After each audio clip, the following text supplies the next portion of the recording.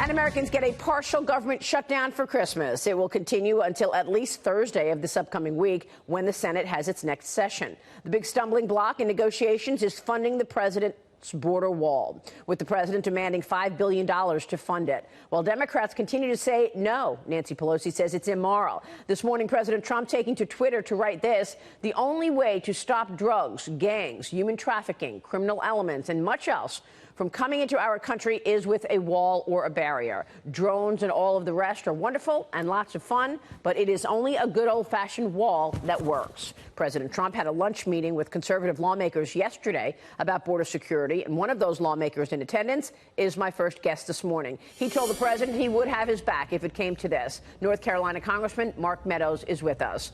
Joining us for an exclusive interview this morning is a member of the House Oversight and Government Reform Committee and the chairman of the House Freedom Caucus. Mr. Chairman, it's good to have you on the program this morning. Thanks so much for joining us. Maria, great to be with you. Thanks so much. First, give us a status check. Where are we in terms of these negotiations, Congressman? What are the sticking points now?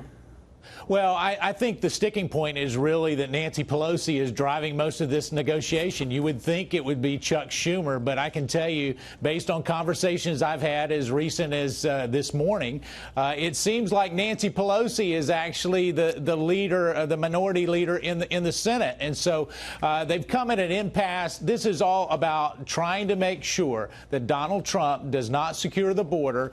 And it's really more out of their dislike for this president than really about the communities that they are really should be upholding to make sure that they're safe. Well, I think this is a really important point that you're making, because this is supposed to be about border security. And the Democrats always say we are for border securities, and yet we haven't seen any votes, yes, on ending sanctuary cities, on voting for Kate's Law, on, the border wall. So I mean, there's the only other one thing you could think about what this means, and they just don't want the president to fulfill another campaign promise.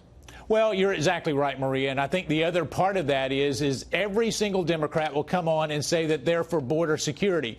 They are, except for one problem. Their vote does not match their rhetoric. And so, we're looking for compromise. I can tell you I was with the president and his team yesterday. I saw Mick Mulvaney earlier this morning.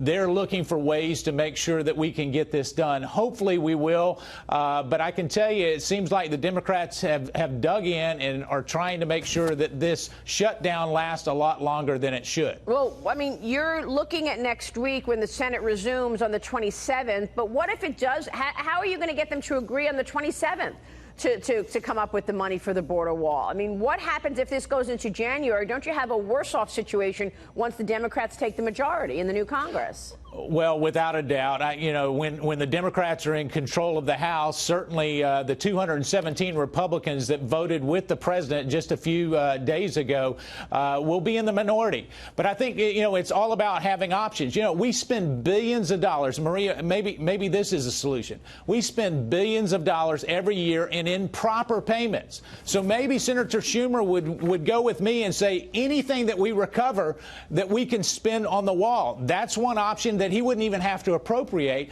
There are a number of options that wouldn't cost the American taxpayer money and yet would secure our border. I think cooler heads need to prevail. Well, what are you negotiating at now in terms of numbers? The president said $5 billion. Is he willing to accept under $3 billion? What's the neighborhood that's being discussed right now?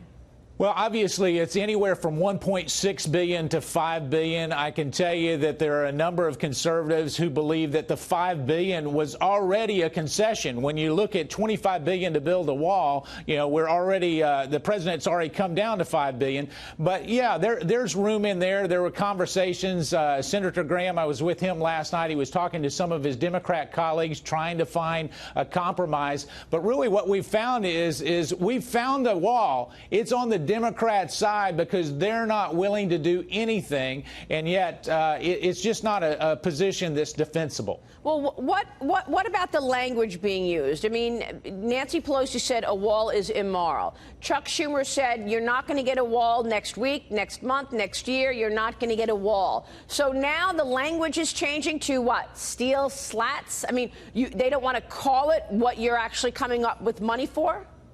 Well, the president heard that loud and clear. He actually rolled out a different type of barrier, a steel slat barrier, or we call them SSBs. But yet, you know, you've got Nancy Pelosi, you've got Senator Schumer and others who voted for 700 miles of fencing. If they want to go ahead and appropriate the money for the other 350 miles that they didn't build on that 2006 legislation that they passed, we'll help them with that. You know, this is not about what we call it. This is about what it is. And we need border security.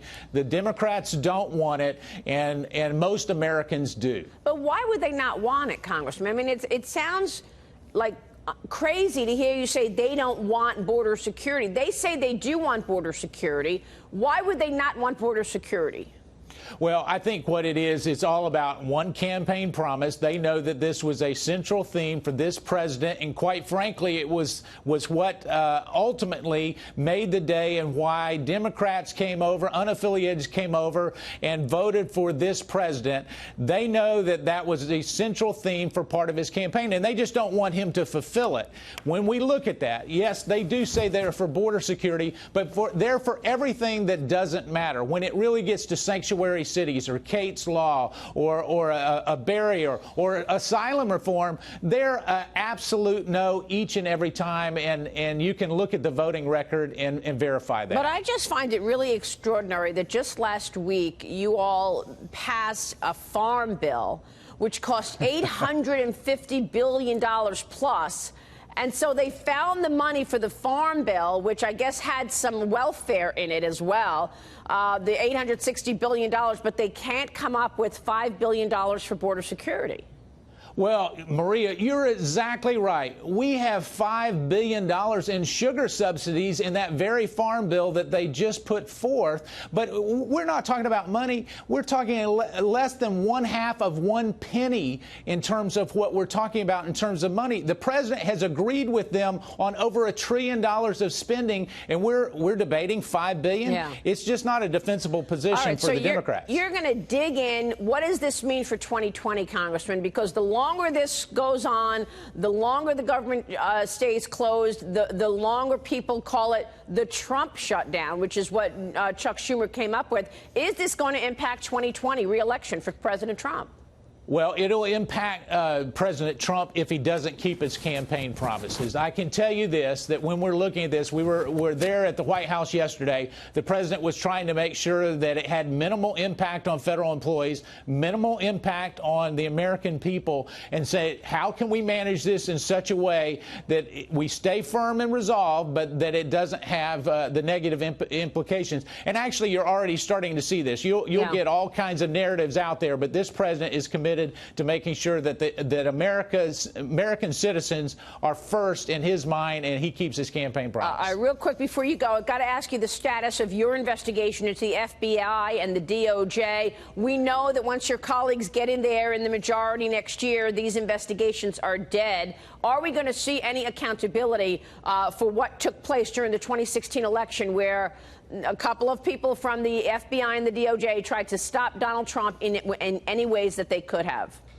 Well, you've got John Ratcliffe coming on later. He's been very, very good on this particular issue. You've been very good on this issue. I can tell you that we're going to continue to do that. The Democrats are going to do away with any official hearings, but that doesn't stop members of Congress from conducting oversight. We'll continue to do that and make sure that people are held accountable. Quite frankly, there's so much there that the American people need transparency, and I think when that happens, it'll be good medicine for everybody. Well, you've got the president's ear. Would you encourage the president to declassify those documents so the American people understand what took place? I have, and I will. And you know, listen, the president's typical default is on transparency. He believes that we ought to let the American people see it because he knows what he's done and what he hadn't done. And I do think that we will see declassified documents in the weeks and months to come. All right, we will talk more about that with Congressman John Ratcliffe coming up, who's on the Judiciary Committee. Sir, it's good to see you this morning. We'll be watching the developments. Thanks so much, Mr. Chairman. Thank you, Maria.